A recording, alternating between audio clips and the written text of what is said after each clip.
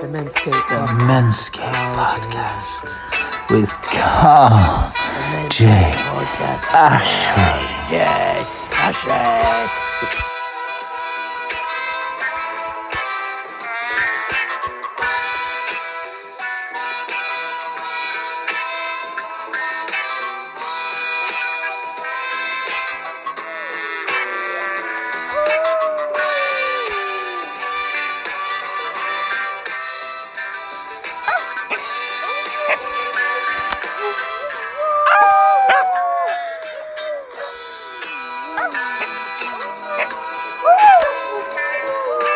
Good afternoon, ladies and gentlemen, and welcome to the April 2025 edition of the Menscape Podcast. Today, we've got the one and only Mr. Jan Tetteroo joining us from the Kingdom in County Kerry. How are you doing, Jan? Carl, I'm doing very well, and thank you for having me on your show. No problem at all. Without any further ado, won't you tell us who are you and what do you do? Okay, so my name pronounced Tetteroo actually, so Jan Tetteroo, and I'm originally from the Netherlands. Moved to Ireland about 9 years ago, in the Kingdom of Kerry, in Killarney, in the mountains, where together with my wife I run. For years have been running a Druid grove, so we identify as modern Druids. Furthermore, we both have practices as life coaches. I, for myself, also do tarot readings a lot, or tarot coaching, tarot healing, tarot magic, and at our place we also run a small B&B. We're partly self-sufficient for water, for electricity. We grow our own veggies. We have our hens for the eggs. So it's yeah, sometimes I say if I would have looked from 20 years ago and would have written down my dream life, I could have said, this is it. This is it. Beautiful. Living the life, living the dream. I think this is very relevant. I'm doing a book launch in Limerick this Friday for The Power of the Written Word, which is my fourth published book. And I'm going to invite Limerick Mental Health Services to come along, as well as some excellent guest speakers that I have. But one of the themes in the book that I write about, and one of the themes that recurs with my Right Coach clients, is we have the capacity to manifest or create the life of our dreams. And if that's writing it down and literally or speaking it, somehow, don't ask me what the spiritual law or mechanism is, but it's like we really are quite powerful as divine beings manifest as a man or a woman. We have this power and this capacity to create and to manifest. So it's beautiful once you're able to say, if 20 years ago, this is the life I would have imagined dreaming of, and here I am living it. That's testament to that power, you know? But what I love about you is Carl. You're very humble about it as well, you know?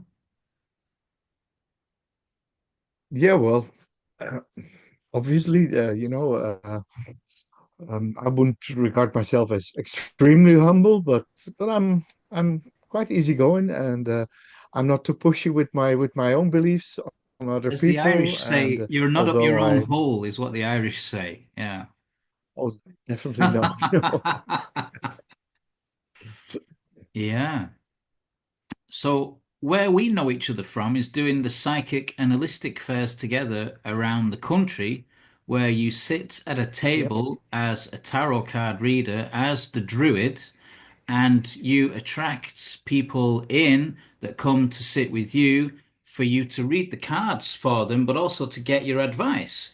But from what you've said there, that's only a small aspect of what you do in the overall sense. You're obviously a busy man, right?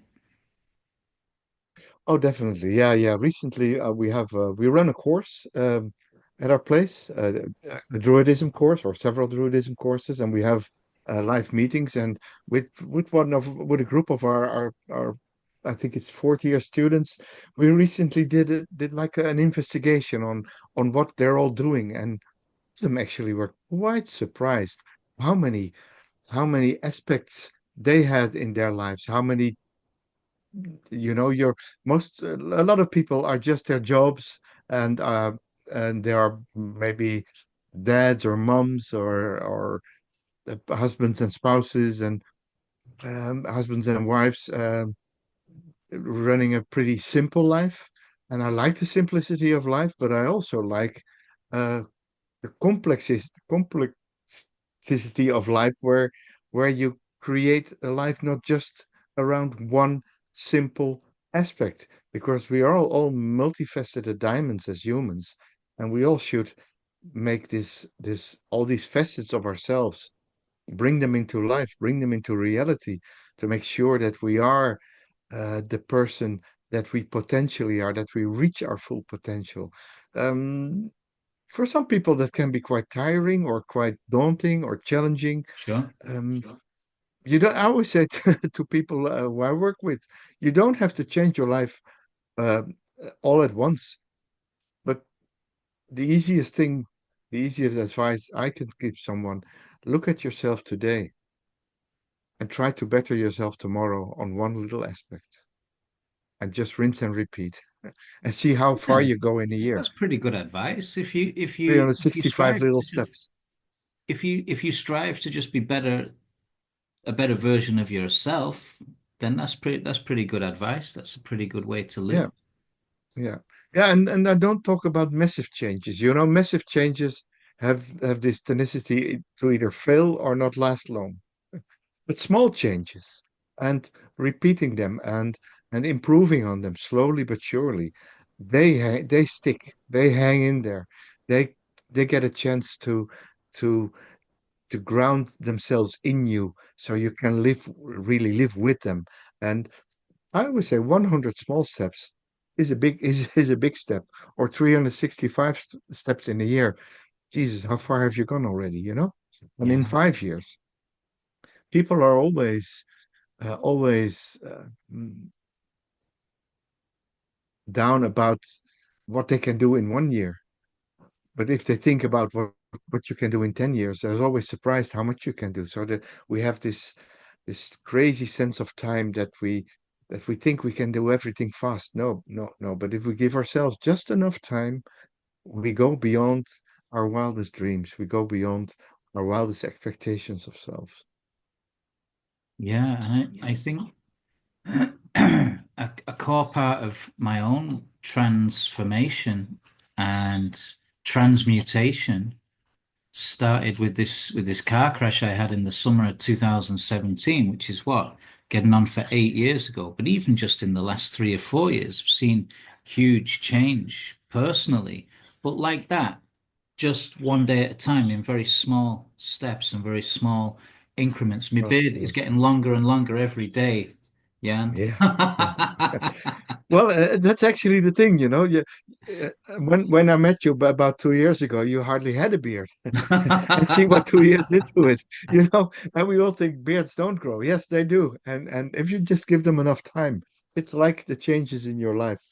And that doesn't mean that, like what you say, when you start manifesting change and dream about things, and make vision boards, which is very, very good, or visualizations about your own future, that it will manifest just uh, in a flick of a thing. But you have to live the life yourself. You have to take these small steps. And one of my favorite sayings is, "Mm, action is the dance of manifestation." Yeah, I love If that. you I do love, nothing and wait, nothing happens. yeah, I love that. It's like of what I've been going through recently in the last week or two in preparation for the book launch reminded me of the way it all unfolded in 2016 when I published my first book. And it was like everything just seemed to slip into place by itself. I was just the Yeah. vehicle or the conduit. I was the one picking up the phone, or I was the one meeting people and asking them. But it was like the guest speakers, the event, everything just fell into place. And it was almost without trying. And that kind of synchronicity made me feel that I was on the right path because it Yeah. was it wasn't effortless, but it was easy. There was a grace to it all that I wasn't taking any credit for. It all seemed to just Mm. flow in the right way. Yeah. Absolutely. So when you took the first few steps, the rest of them came by itself. That's like I said, when you take some steps, you start dancing. And from dancing, stuff manifests. When you show up, things happen. When you go to places, things happen. I have the most crazy experiences just by randomly showing up somewhere, talking to people, and all these people they have something for me. I have something for them. Let's exchange. And This is and how the it can magic can happen at happens. at the strangest places. I remember about a year ago, I was doing a mind body experience in Galway, so I did the readings there. Galway is a bit too far to go up and down in a day, so I spent a night in a B&B there. And on the Monday morning, I just hopped into the holistic shop there, the Amber shop, and just had a short conversation with the lady behind the counter. And what are you doing in Galway? I told her I was a reader and I worked there and this and this and that. Oh, she said, but we have a few rooms upstairs, and we're actually looking for a tarot reader who occasionally visits our shop and does readings for our clients. And so just by being there, by showing up, and by talking to people about what you do, what drives you, the uh, the opportunities just manifest themselves. And would you even add to that that it may have been on the morning that you had the choice to go somewhere else or do something else, but you felt the pull of going in there, and it was almost as if you were led by your intuition. Yeah, even without expectations, I went into the shop, talked to the lady who um, who was there, who run the shop, and she said, "What are you doing in Galway? I never seen you before." And I was dressed a bit bohemian, so she asked about my coat, and yeah, I just said, "Well, it came from Glastonbury, and I'm a tarot reader, and I've worked here yesterday." And then she said, "Okay. Can you come and do readings in our shop?" And I think for the last year, about every 2 3 months, I have been working a day in that shop, Cool. and it was a big success. Yeah. I love that action is the dance of manifestation. About, Absolutely. I think it was the summer of 2023, about 2 years ago. I took Dee to Stonehenge in England, and we went into Glastonbury town. It was her first time going to Glastonbury. I'd been there a few times with my ex-wife and to meet my dad and stuff because he lived in Somerset, and there was real magic there in Glastonbury. Would you go over there quite often? Not too often. Glastonbury actually is the capital of Druidism, so the world capital of Druidism. So it's not rare for me to go there, but it's also not something you do all the time. There's at least two gatherings a year of Druids of the Order of Bards, Ovids, and Druids. So the winter and the summer gathering, they're just both are just a few weeks before the solstices, or just before the summer solstice. And early December before the winter solstice, we gather there, we do workshops, we do some rituals together, Great. we Sign us up, celebrate Jan. together. Any excuse to go to Glastonbury and we'll be there. We loved it there. What I liked Yeah. about Glastonbury was it had a very inclusive vibe.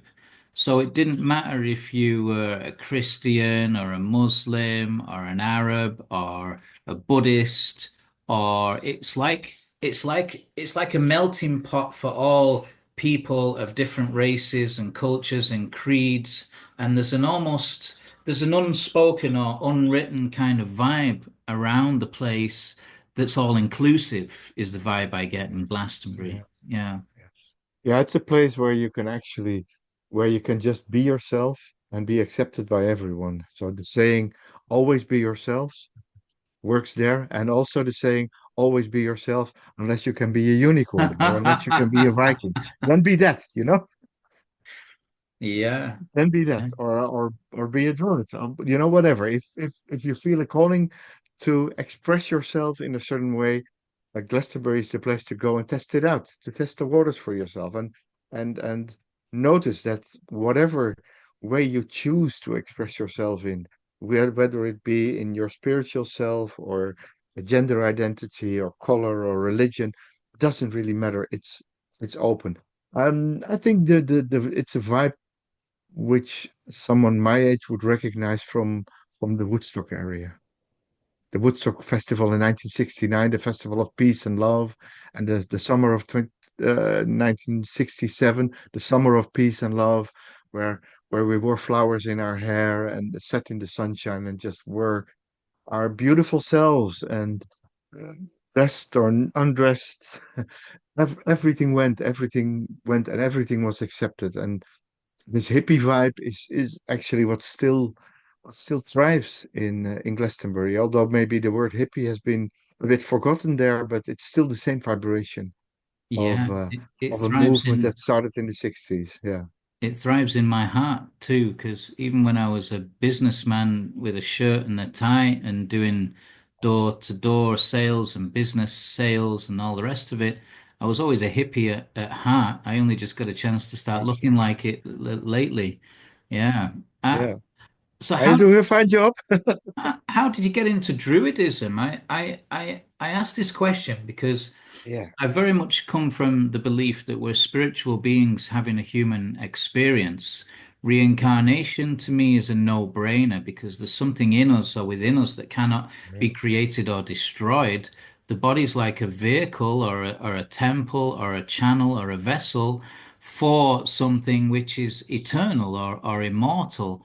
That's without being religious at all, but it occurred to me that in a country like Ireland, where you've got Catholicism and the legacy of that, in the Western world, just Christianity in general, in the Eastern world, Buddhism, and in the Middle East, Islam, and the proliferation of these organized religions around the world, a lot of them have been used to control hearts and minds and land and power. So a lot of people look at these organized religions as something that's not positive, and they throw the baby out with the bathwater and reject spirituality because of the way that religion functions. And it occurred to me that whilst visiting a lot of the ancient sites around Ireland, as you know, me and Dee have a passion for the stone circles and the dolmens and stuff. It seems to me that the indigenous people of these lands, whether it's Ireland, Wales, England, I suppose you can include Denmark, Germany, and the Netherlands, as well as France in this as well. This western part of Europe, there was a stronghold here of people that lived in harmony with the land. And there's some element of that has been lost in today's life. So I would see Druidism as a way back to that for people to live in harmony with the land in the way that our ancestors did before modern religions kind of got a grip on people's hearts and minds. Would you say that's fair enough to say that? And what led you into Druidism yourself? Yeah, absolutely. You're so right there. Um, Well, for me, I can speak for myself. I noticed already quite early at primary school when we were taught about. I was living in the Netherlands when we had our history classes, not religious classes, but the history classes, and we they talked about the indigenous beliefs of the Germans, the Germanic people, and the Nordic people, which is where we are part of, and. So I learned about Odin and I learned about Thor and Freyr and the gods of the Vikings and the legends of the Vikings. Did they That put a already timeline attracted on it, me a lot. Jan? Did they timestamp the Norse mythology, or did they just say this is paganism, or what way did they put it to No, you? they timestamped the Norse mythology back to the time of ending in roughly the year 1000 Oh, wow, AD. as recent as that? Come on, it's a lot older than that, surely. No, I say ending around the year 1000 when Catholicism really set foot in all these countries. Uh, But it going was back it as was far as, it, look it was in the Netherlands and and in the UK areas and in France, it was already the paganism has already ended after the Roman era because Okay. Christianity came there. But in the Nordic countries like Iceland, Norway, Sweden, Finland, uh, these religions kept on way Lithuania. longer. And we know the Viking era, when when the when the Normans created Normandy in France and the Battle of Hastings and stuff like that, that ended up uh, along the end of the first millennium, AD, of our current era. So going back And to the Norse, they say Norse mythology, but it's a lot more than that. It's would you say it's an ideology? What would you like? I remember reading the stories of Beowulf as a child and being enchanted by the legend of Beowulf. oh, look, these mythologies, like the mythologies of the British Isles and the mythologies of France, they all have um, their reasons for living, and they all have their maybe sometimes even not enforced, so they're non-dogmatic laws and reasons. The honor was very big at the time of the Norsemen. Uh, Honor and maybe they ransacked countries and they went to war with places. So that there was a different idea about that. But they had to expand. That's what they did. That's what they thought. But getting back to my path, um, giving that as my basis at primary school, Hmm. then around the age of 10, 12, I discovered Celticism, and I was interested in that as well, the Celtics, and especially the culture of it, the Celtic knotworks, and the music and the stories. And I remember it was 1983, 84 when I read the first print of The Mist of Avalon by Marion Bradley, a book that's controversial right now because of the writer herself, but at that time it contained a story of this time of transition, and then we talk about the Dark Ages, so the end of the Roman era, beginning of Christianity, when Merlin the wizard had court with Ah, I was Arthur hoping we'd get around to Merlin. and, and the Round Table, and these stories, and then Mist of Avalon was at the time a pretty modern book because it looked the at the women that were important in the legend, the role of the women that were important in the legend, because the end of the Celtic era was the end of matriarchy, or maybe equilibrium there, and it started a patriarchy. And so it was very interesting to read it from that perspective, especially in that time when female emancipation was becoming a thing. And Marion Bradley got the zeitgeist very well in that book. And there I read about the Druids and the priestesses of Avalon, and practical paganism. And that's when I started searching and found the Order of Bards, Ovids, and Druids, and a couple of years later joined it and started doing their course there. And over the years, when you talk to people, what brought you on this path, like Jesus, especially in the first 20, 30 years, nearly everyone said reading The Mist of Avalon really, Okay, really awoken that, really, it's like remembering. It's something absolutely. that was already there, and that was just awoken by that story, by that myth, by that feeling of these priestesses and these wizards and these magic people doing their rituals around Stonehenge and Avebury and stuff like that. And I think Marion Bradley is, in that perspective, one of the big instigators of the pagan revival in uh, that came in the 90s and the 2000s, and it's still Normally, growing. And sorry, go on. yeah, and then of course, came the Irishness in it. You know, the Arthurian legend plays on the UK's mainland, and but it has connections with Irishness. And then in Ireland, you discover that the population there, on this edge of Europe, they were all Catholics, but they all had their pagan habits.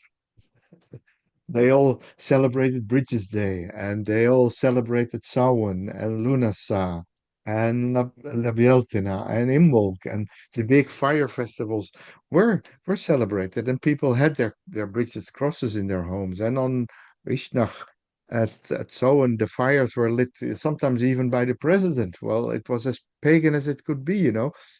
And then I found out by talking to a lot of people that beneath this Catholic shell, if you scratch it, there's paganism underneath it, and we recognize that in all aspects of Irish life that there is a natural connection, connection with the unseen world, with the fairies and the Sidhe and the Cailleach and the Banshee that comes and predicts the deaths and the Morrigan that predicts the outcome of the war and stuff like that. And that's part of the fabric of Ireland. And that was one of the things that eventually led me to say, okay, that's a country where I want to live. So I wasn't born in Ireland, but Ireland was definitely born in me. And And not it just that, but you ended up in the kingdom in the lap of the paps of Anu. I mean, uh, come on. boom, yeah, well, that's what done, and the one of the latest invading tribes of Ireland. Yeah, they found their mother goddess in the land here, lying on her back, and her boobs, her breasts, her paps firmly coming above the land. And when you drive to my home from whichever road, you always see, okay, there's two breasts there in the country. And I don't know if you have ever been on top of them. I've been many times. But they built cairns on top of both of Right. the peps, Yeah. and they're nipple shaped cairns. Maybe that's something I can do once I'm in the clear with my health, with my kidney and stuff. Oh yeah, I yeah, would yeah, love to do a little mountain hike up the paps. yeah. Yeah. Yeah, it's very important when you go up the peps. Have loads of time, have a good condition, because like most of the times when I'm up there, I say to myself, "Oh, this is the last time. I'm never going to do it again." And then you do it The walk again. towards it, the walk towards it is good, but just the final climb of these mountains is a bit of a stretch. So I like to tell people about the band Philly, which I probably pronounce incorrectly, but there was an yeah, ancient warrioress tribe. There was an ancient tribe of women that occupied these lands called the band Philly, and they were yeah, poetesses and they were warrioresses, and they brought together the beauty of poetry of the original Irish language, which lends itself to a depth and richness that we can't really explore in English. absolutely, But they also they were very proud and would never be allowed to be taken prisoner. If they were taken, they would fight to the death. So they had a reputation for being fiercely heroic and brave, but they also were living in harmony with the land and the poetry. And I see very much the indigenous kind of paganism or Druidism, whatever you want to call it here, still alive today, although not as clear and obvious as it might seem. You mentioned the patriarchy there, but I mean to any man with half a brain cell, it's pretty obvious that women are at least as equally important in the scheme of things, right? absolutely, yeah, yeah, yeah. I'm not saying we're the same, but we're equals. And We yet have our and differences. yet We not can equal at the celebrate the same differences. time. Yeah, Yeah, yeah, yeah, yeah. Look, we're not the same, but we're equals. it's Hopefully, interesting. Yeah, you yeah, see how that's been subverted in the modern culture. If yeah, we're spiritual beings having a human experience, what's Yeah. the point changing the bits on my vessel to identify with the body, right? It's almost like a materialist doctrine. It is, yeah, yeah, yeah. And actually, I think medically seen, it seems to be just one chromosome that decides whether you're male or female.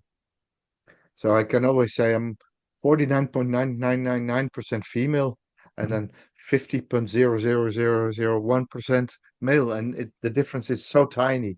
And we all have our male and female aspects. And we Yeah. shouldn't be too bothered. We shouldn't probably be too bothered about how to express that. Express it as a function that's somewhere in the middle, or just express yourself as the one you're born in. And if you have a problem with that, then express yourself as the one you're not born in. It doesn't really matter. To me, it doesn't. We shouldn't make too much of a fuss about that, and live in acceptance. And yeah, and not when you make your physical appearance, when you make that more important than your spiritual appearance, I think you're not on the exactly on the right track. Your spiritual appearance is way more important. Yeah, Your yeah. the invisible parts of yourself. We've always had what we call in English tomboys, right? Which is like a girl who's quite boyish. And we've Yeah, always had sissies, which is like a boy who's quite girlish. And it's yeah, always been the case that you've got like boyish boys and girlish girls. And then absolutely, and this spectrum of what exists naturally has always been okay. It's only seemingly in the last 10 or 20 years that we've got people telling children that they're not okay and that they can reassign their gender and stuff. And it goes down into a place where it's very unwholesome. I think from a wholesome absolutely, angle and a wholesome aspect, if we can bring into balance the masculine and feminine energies within ourselves, so we embrace and respect who we are, and what that looks like for each one of us is going to be unique to us, and that's what we can absolutely, celebrate. Yeah. absolutely. And it's way easier. You don't spend as many resources, medical resources, on something that you just are, or that you turned out to be. And you know, like it's to me, you can also say something like cosmetic surgery. I'm aging. Body ages. It's the process. Deal with it. Be happy with yourself, Are you with all gonna aspects are of you gonna have a yourself. boob job, Jan? You Uh, want that's some a, that, uplift, is it? that's a good one. That's a good one.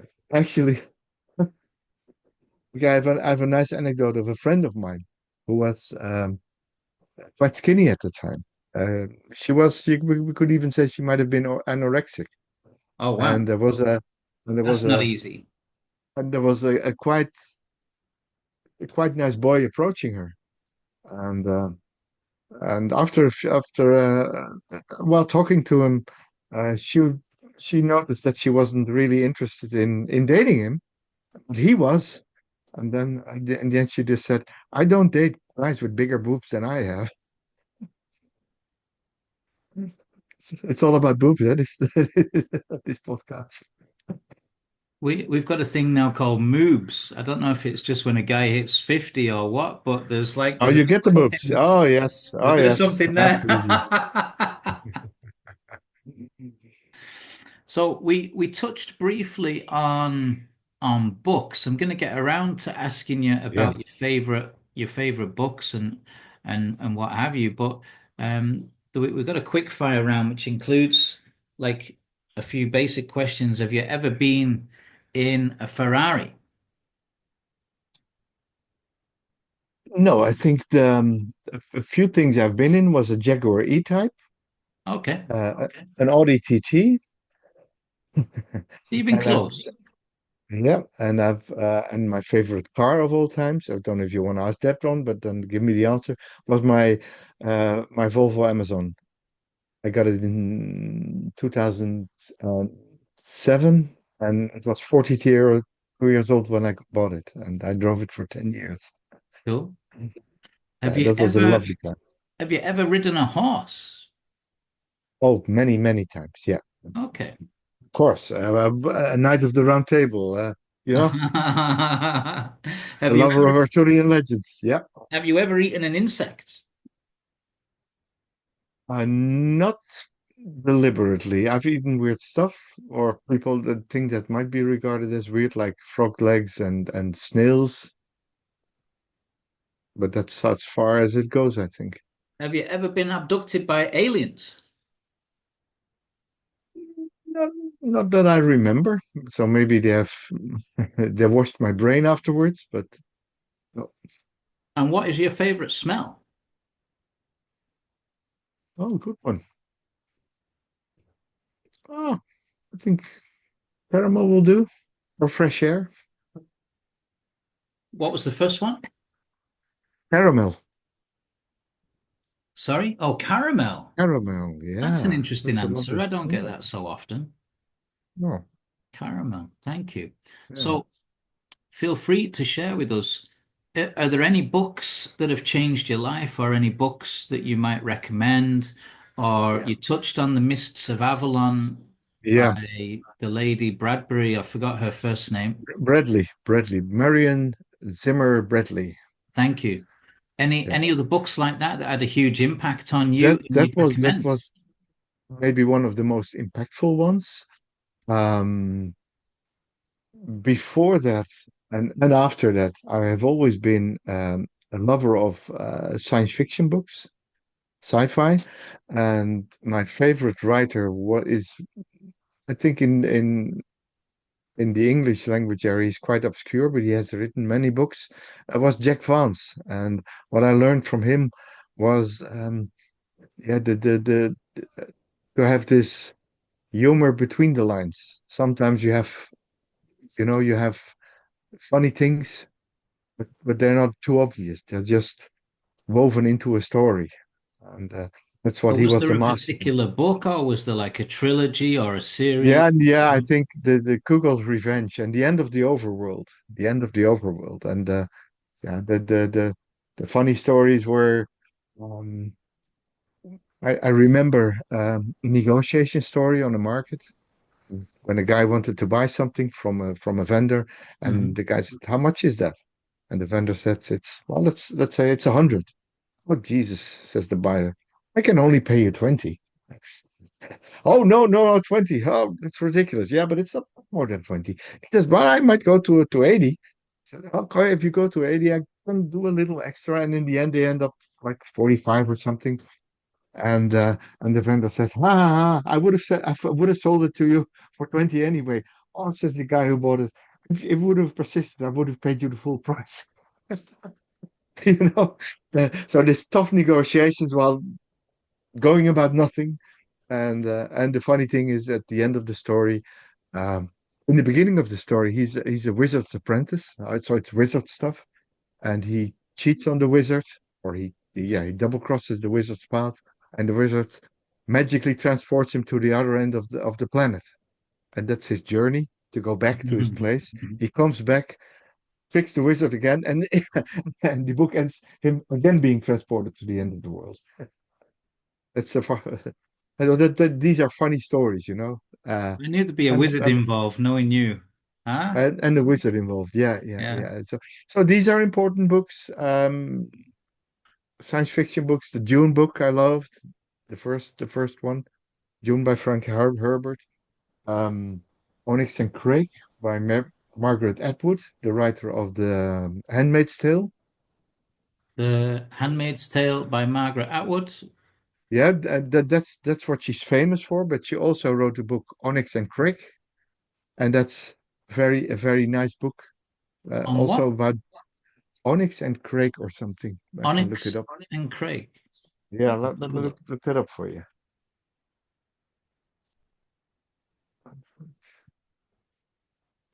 Margaret Atwood. Mhm. Oryx and Crake. There we go. You have it? You found it? Yeah, I've seen it. Okay. Yeah, that's a really nice. That's a book. 2003. Yeah. The thing is, I don't read too much fiction at the moment. It's all non-fiction, but I have on my reading table, and this is one of, I think it's even the last fictional book that I ever read. Interesting. Yeah, Yeah, I've always had an unquenchable thirst for knowledge ever since I was a kid. I always absolutely. had a huge thirst for books, not just writing them, but reading them. And the Hmm. books that really captured my imagination were the books around King Arthur and Merlin and Robin Oh yeah. Hood and the stories in the forest in Nottingham and Sherwood Forest. And there was Mhm. always something, there was always like a common theme would be like the bravery and heroism of the ordinary man against the establishment. This kind of vibe where it's like in the face of oppression, the people have a champion, and the success of that champion. I think it was Ben-Hur was made into a movie. I'm Yeah, amazed they've not yeah, remade it. Going back to Charlton Heston in the 50s and the 60s, yeah. they made a fantastic movie of Ben-Hur, but the idea I of know that one. Yeah, yeah, yeah, yeah. isn't it incredible? It's But you especially the scene with the chariots in the yeah, four horses on them, and then doing this rounds in the Colosseum. Yeah, it's mad. It's madness. It's the first pursuit. It's probably one of the first big pursuit movies. in Yeah, the interesting. in the Arthurian legends, Wales plays quite a prominent role. And when I drive through Absolutely. Wales and look at the landscape, it's literally like driving through Ireland. There's not much difference in the way Mm. of the landscape Yeah, in the sense that you look at the yeah, map and you can see where the two land masses were joined before we got flooded or before the water came in. yeah. Maybe the land masses are still connected, only it's a long way underwater. We just don't know. But you can see where the north of France and Wales and Cornwall in particular, as well as Ireland, has a common landscape. So it's not unusual that Absolutely. there's a common kind of mythology as well.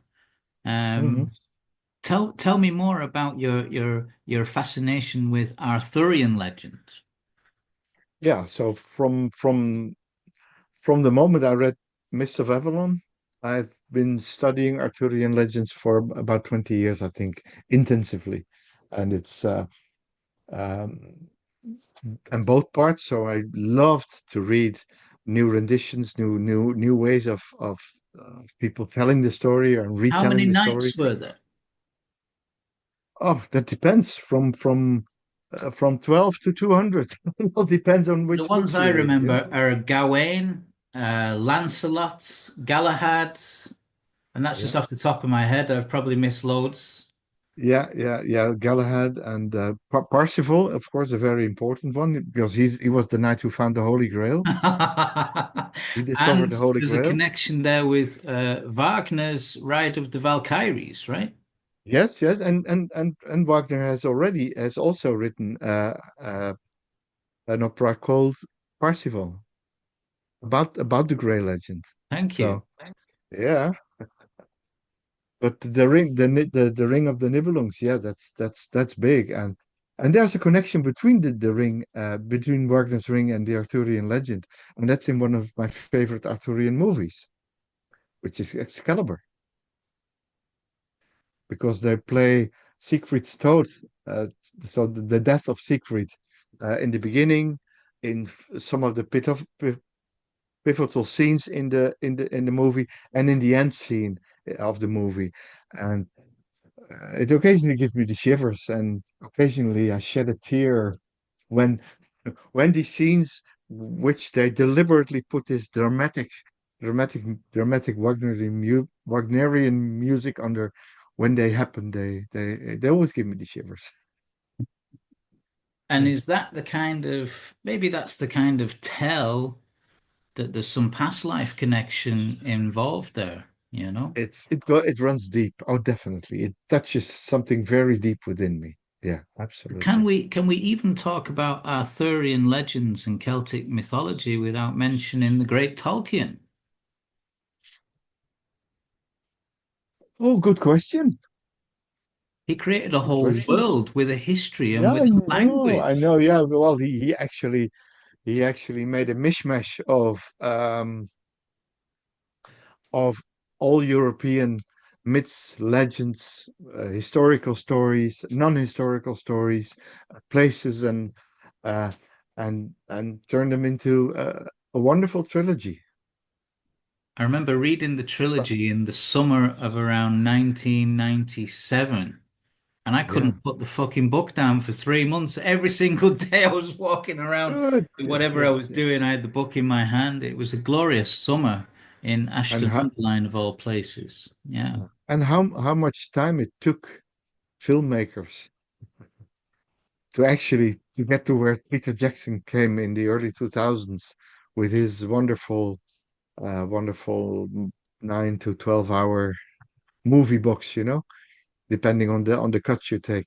There are 4 hour cuts and 3 hour cuts, and mm, but it's immense. It's an immense project, and it's a wonderful retelling of this story as a movie. And I know they're trying to do it again. Well, I Let's hope for the hope. best. Let's hope I so. hope for the The best. music of Howard Shore is incredible and Yeah. so apt and so perfect. And the Mm, performance of Viggo Mortensen in particular, for a man yeah. to have those capacities, the way he sings and the way he acts and the way he performs and all the rest of it, and then you realize what an incredibly talented bunch of people they were. They did They the were. story a Yeah. lot of justice, right? I did. Yeah. Yeah. Yeah. And that was a massive undertaking, even at the time when uh, we had, we had this basic CGI. We didn't have the massive AIs to make these scenes into a reality. And it's so the combination of cinematography and computer generated imagery, and then blending it together to a believable and impressive scenery. Yeah, yeah, love it. I know we're under pressure for time, so I'm not going to keep you too much longer. Um, Before we wrap up, what has been your favorite trip abroad? What has been your favorite holiday or your place to go to and why? Good question. That's an interesting story because at the age of 60, I swapped country. Uh, so when I lived in the Netherlands, Ireland was my place to go. We went there for 10 years, maybe 2, 3 times a year, sometimes four. Uh, Occasionally we took France or Germany or Denmark, but but Ireland was and Glastonbury obviously, but Ireland was the place to go. And then you swap country, and what happens is at first all your trips you go back to what people call home. You go to family visits and stuff like that. And then we found then Corona hit, the COVID pandemic, and everybody was talking about staycations. And we thought, oh, that's a good idea. And now it's the staycations. When last year Karen and I went on holidays, and we just did Donegal and County Clare and Sligo, and staying in Ireland. And the year before we went to the Dublin area, um, and that's our favorite holiday still, to go in Ireland. You're just like a tourist that never left, like me, is it? Yeah, same story. Yeah, obviously that's what we have in common, Carl. I love this place. I'm still Yeah, finding magical treasures. every Our day. Yeah, weekends, like Waterford, to me seems to be hugely undersold as a yeah. destination. We've been down to Waterford a few times. I play cricket with the lads in Lismore, which is a treasure. Mhm. Oh, Lismore Castle and that's a around wonderful place. there. That's castle. Like talking about Lord of the Rings, when you come from the Wexford side, from the east, and you're driving to Lismore, it's like you're driving into Rohan or something, with this castle coming out of the woods. And it's not from the other side, but especially come from the east when you drive into Lismore. It's amazing. Yeah, yeah. Well, And what I think that's so funny, because we have a B&B, so we see a lot of tourists doing Ireland in 8 days. yeah. And we're doing now Cork and Kerry in 8 years, and we're not at the end of it yet. No, there's as having put together a 10-day tour for Ancient Spiritual Tours, who would be the sponsor of our show today. Yeah, We're still missing out huge chunks of amazing places, even with the amazing absolutely, sites we've got in the absolutely. itinerary. So Yeah, we're hoping yeah, to do Wexford and Sligo and Mead, in addition to obviously Cork and Kerry and as mentioned, Clare, Limerick, Tipperary, yeah, and Waterford. So I've got one more question for you, and it's just yeah. about what we call a glitch in the matrix. Have you got a glitch in the matrix story? So does anything happen to you or happen that's led you to question the reality that you experience in such a way that has kind of shifted things for you that you feel comfortable sharing with us? Yeah, yeah, of course. Well, it's actually something I've been talking about and working with a lot, and um, you know, there is an idea that we could live in a simulation, that we just could be like maybe then using the Matrix as a way of telling the story, that we are just experiencing something spiritual which isn't really happening. And my glitch in the Matrix is the understanding that we might have had an architect that created all this, that created all the rules, that created the numerology, because numerology is very important. The sacred numerology, where okay, we have of course, the decimal system, but we also have the system based on the sixes or the 12s. That's really nice, because there's lots of stuff there as well. So so nature and uh, physics are some way uh, work by design. And when there's a design, there's a designer, and some people would call it God or whatever. And then they say that God still exists. No, no, I think there is a designer, there is a architect, but he passed away long ago. This entity designed physics, designed the universe, designed maybe Big Bangs or something, whatever it came to be. So it's all done by design, but the designer has left us, and now we are the co-creators of our reality. I forget the name for You that and ism. me and There's an what ism. There's an ism for that. is there? Yes, yes, but I'm not. Enlighten me. I'm not. I don't have the capacity to remember. It's There's a yeah, few isms I've studied, like yeah, yeah. Okay, I think animism uh, being one of the oldest. So animism is of course it's that's there is an ism everything is for sacred. Yeah, the yeah. idea that we're in a and the creator of this died is so God is basically like a software program. Yeah, yeah. It's like the Matrix. Is there like a God then behind the God that made the program? No, no, probably not. No, it's not like Discord, where there's an elephant on a tortoise that's on a turtle, and then it's turtles all the way down. No, it's Or the let's just say, matroshka. You know the yeah, yeah. matroshka? The Matryoshka, yeah, like the Russian dolls. Yeah, yeah, Yeah, yeah, where yeah, there's one yeah, yeah, inside the yeah, other and you keep yeah, getting. Well, yeah, I had yeah. one of those when I was a Oh, kid. that could be, but Beautiful. I'm quite happy with just with just one architect, and I think we're too limited as beings to, you know, the Bible says God created man in his image. No, we created gods in our image. Yes, it depends on the That's what we do. translation that That to you're make reading. sense, yeah, to make sense of deity, we have to create something that looks like us, Jordan and the Maxwell architect doesn't look Jordan like Maxwell us. is particularly a good speaker on the interpretation of the Genesis book in the Bible. His explanation of what Okay. the original Hebrew or Aramaic and how it translates into English is particularly interesting because he highlights a lot of mistranslations and misunderstandings, especially in the idea Absolutely. around there being a plural. So the gods, not God. and around the Nephilim, who were giants that slept with the daughters of men and who apparently descended from the fallen angels. Yeah. Jordan Maxwell's interpretation Yeah. seems to stack up a lot more in alignment with what probably happened than your sort of ordinary Yeah. Christian church interpretation, where what you think the world was made Yeah. in Yeah. 7 days. Oh yeah, well it's God. He can do anything, you know. Yeah. Yeah. Well, that's the thing, you know.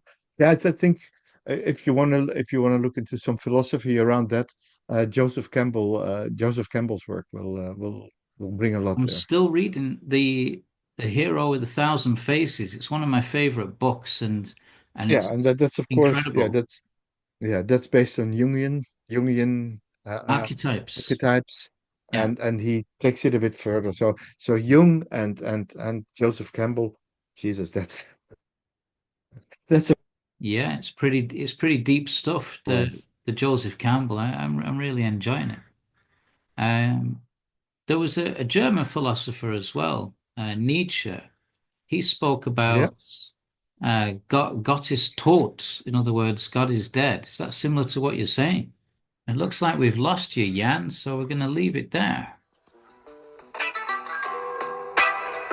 The Menscape Podcast with Carl.J. Ashley.